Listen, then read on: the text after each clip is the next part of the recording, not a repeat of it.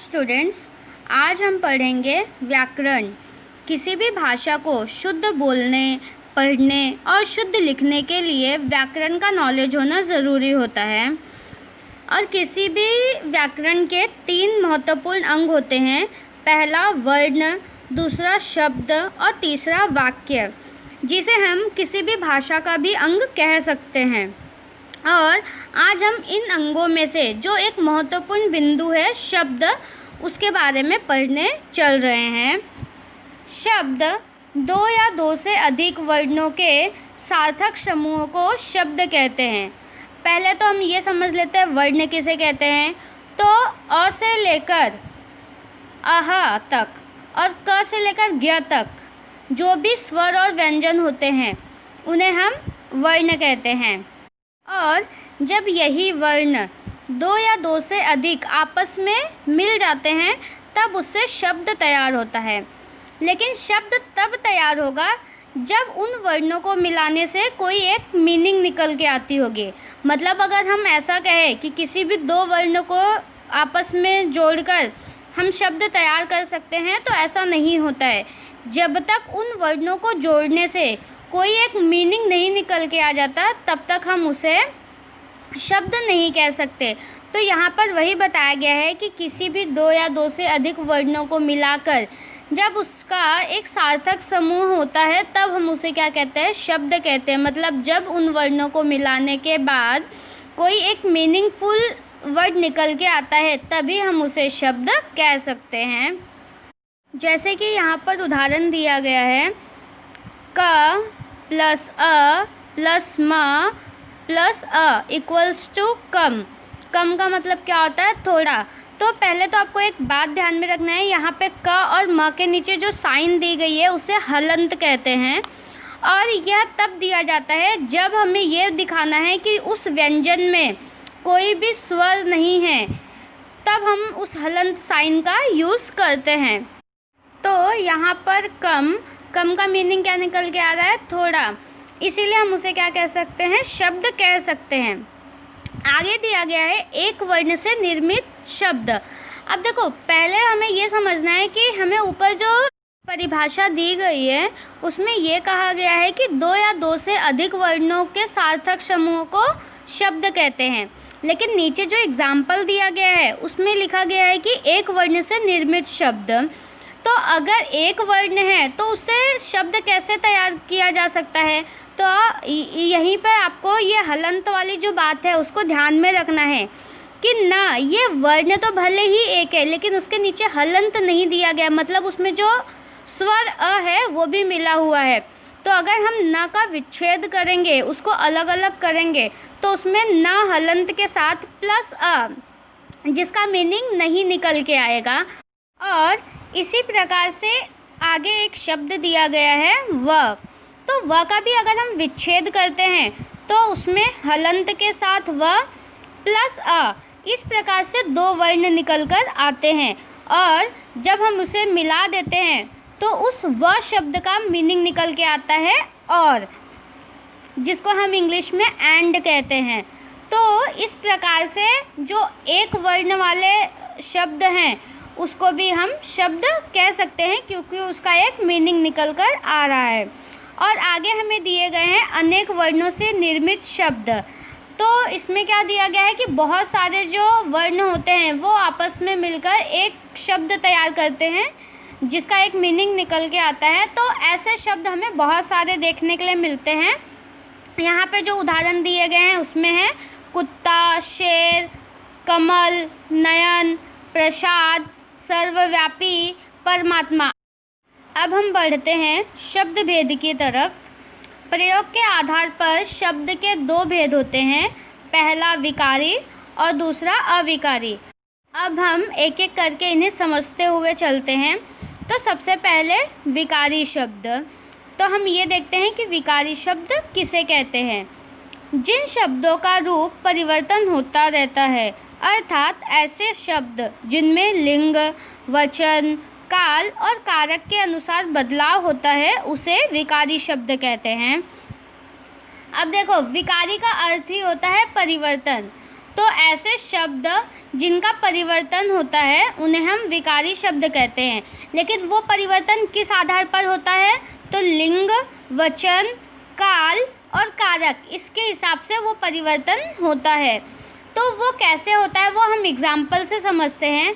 तो देखो यहाँ पे बहुत सारे एग्जाम्पल दिए गए, जैसे कुत्ता, कुत्ते, कुत्तों, मैं, मुझे, हमें, अच्छा, अच्छे, बच्चा, बच्ची, बच्चे, खाता है, खाती है, खाते हैं।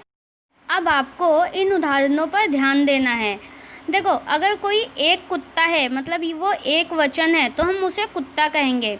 लेकिन अगर वहाँ पे बहुत सारे कुत्ते हैं तो हम वहाँ पे कुत्ते शब्द का उपयोग करेंगे। तो देखो, वर्ड क्या था? कुत्ता।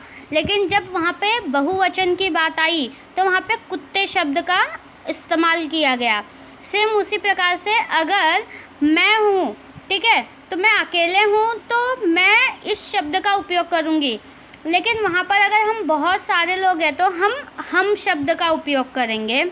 उसी प्रकार से अगर कोई एक है, अगर मैं ये सेंटेंस कहूँ कि मैं अच्छी हूँ, मतलब मैं स्त्रीलिंग हूँ इसलिए अच्छी शब्द का उपयोग किया।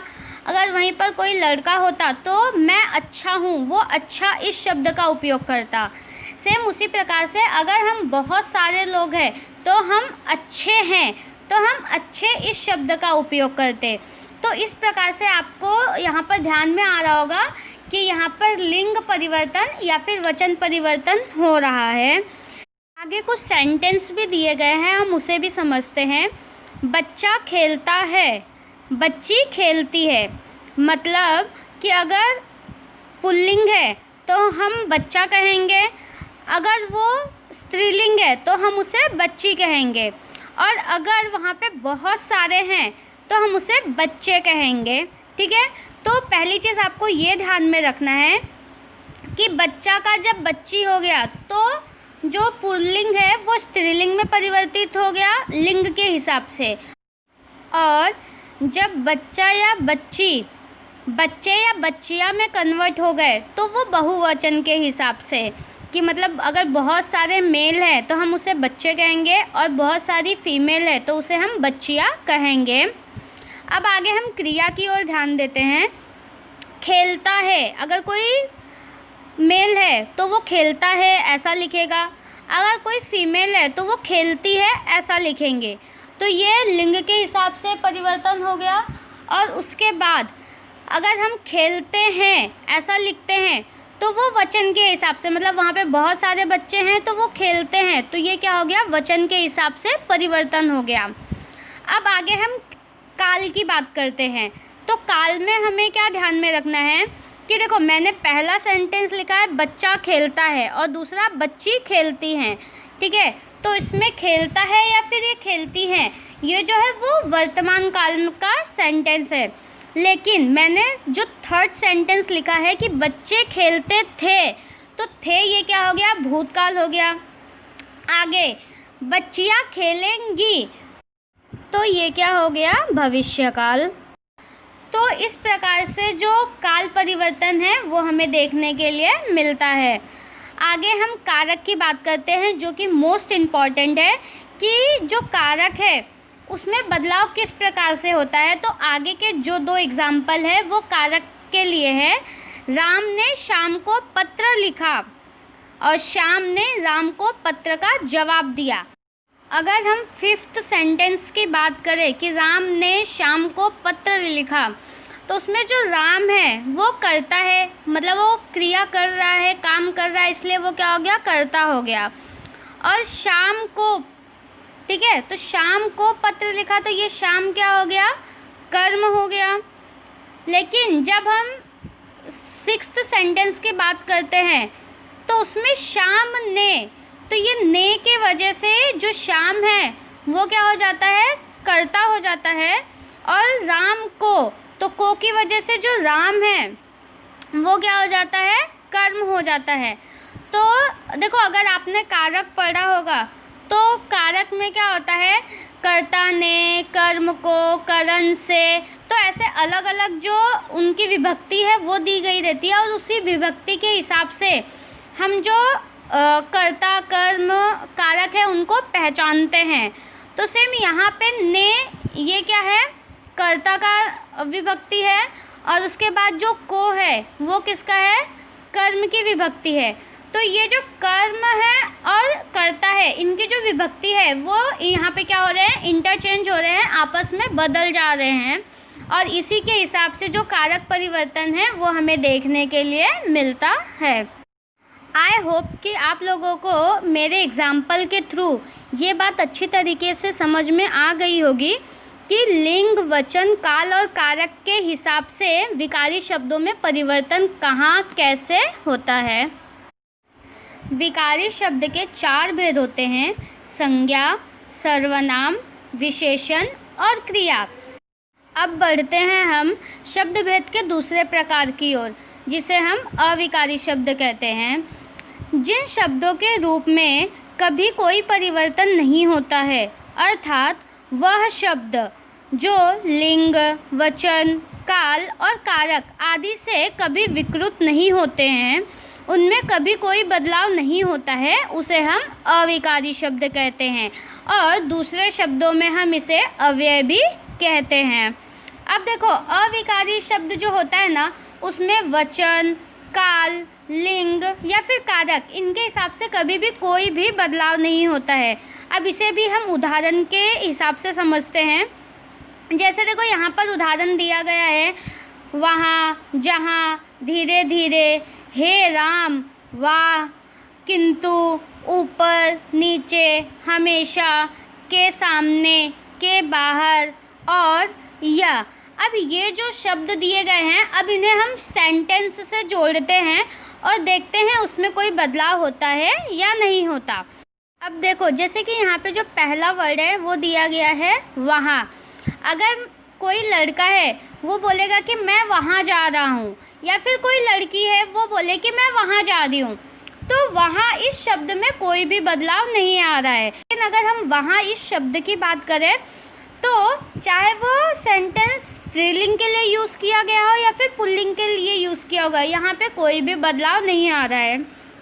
अगर मैं कहूँ मैं धीरे धीरे चलती हूँ, और अगर कोई लड़का है वो कहे कि मैं धीरे धीरे चलता हूँ, तो धीरे धीरे इस वर्ड में कोई भी बदलाव नहीं होगा। या फिर कई सारे लोग इकट्ठा होकर, यानी बहुत सारे लोग अगर इकट्ठा होकर भी कहें कि हम धीरे धीरे चलते हैं, तो ये धीरे धीरे जो शब्द है इसमें लिंग के हिसाब से या फिर वचन के हिसाब से भी कोई परिवर्तन हमें देखने के लिए नहीं मिलता है। सेम उसी प्रकार से अगर हम काल की भी बात करें तो मैं ऊपर जा रही हूँ या फिर मैं नीचे खड़ी हूँ, हम नीचे खड़े हैं, जा रहे हैं या फिर जा रही हैं, तो इसमें जो काल परिवर्तन है, जाते हैं, तो इसमें जो काल परिवर्तन है वो भी हमें किसी प्रकार से देखने के लिए नहीं मिल रहा है। या फिर हम कारक की भी बात करें तो कारक के भी हिसाब से धीरे धीरे, हे राम, या फिर यहाँ पे जो भी उदाहरण दिए गए उसमें कोई भी परिवर्तन देखने के लिए हमें नहीं मिलता है। अब यहाँ कुछ सेंटेंस दिए गए हैं, हम उन सेंटेंस की सहायता से अविकारी शब्द को समझने की कोशिश करते हैं। पहला सेंटेंस दिया गया है, उसने कम खाया।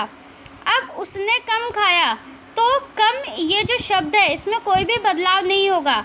अब इस कम शब्द को चाहे स्त्रीलिंग के लिए यूज़ करो, पुल्लिंग के लिए यूज़ करो, एक वचन के लिए यूज़ करो, बहुवचन के लिए यूज़ करो, या फिर किसी काल या कारक के लिए यूज़ करो, कम इस शब्द में कोई भी बदलाव नहीं आएगा, और इसीलिए कम ये क्या है, एक अविकारी शब्द है। नेक्स्ट सेंटेंस दिया गया है, उतना खाओ जितना पचा सको। इस सेंटेंस में भी उतना और जितना ये क्या है, एक अविकारी शब्द है। आज काफ़ी वर्षा हुई, इसमें आज ये क्या है, अविकारी शब्द है। मेरे घर के सामने एक उद्यान है, तो इसमें जो के सामने यह वर्ड है वो क्या है, अविकारी शब्द है। पिताजी और आयुष बातें कर रहे हैं, तो इसमें जो और ये शब्द है वो अविकारी शब्द के रूप में इस्तेमाल किया गया है। अरे तुम भी आ गए, तो अरे ये जो शब्द है यह अविकारी शब्द है।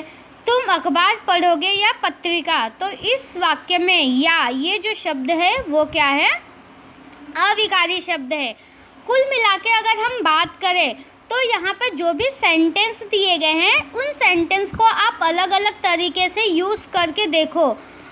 उन सेंटेंस को अलग अलग तरीके से यूज़ करने के बाद भी इन शब्दों में जो भी अविकारी शब्द दिए गए हैं उनमें कोई भी परिवर्तन आपको दिखाई नहीं देगा, और इसीलिए ये सारे शब्द अविकारी शब्द के उदाहरण हैं।